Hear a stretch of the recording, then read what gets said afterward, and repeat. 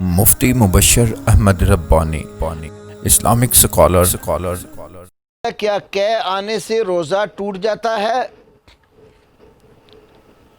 اپنے آپ اگر حالت روزہ میں قے آ جائے تو روزہ نہیں ٹوٹتا. خود جان بوجھ کر قے کرے تو پھر اس کو روزہ ٹوٹ جاتا ہے، اس کو بعد میں قضا دینی پڑتی ہے.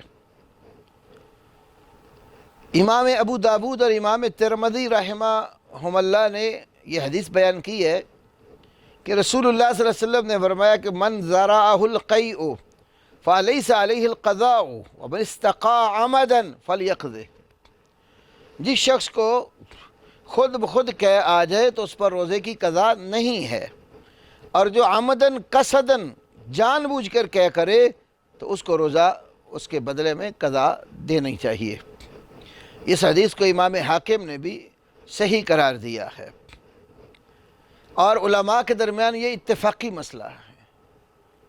امام خطابی نے معالم السنن ابو داود کی شرح میں لکھا ہے: لا عالم خلافا بین اہل العلم فی ان من ذرعہ القیء فإنہ لا قضاء علیہ ولا فی ان من استقاء عمدا فعلیہ القضاء.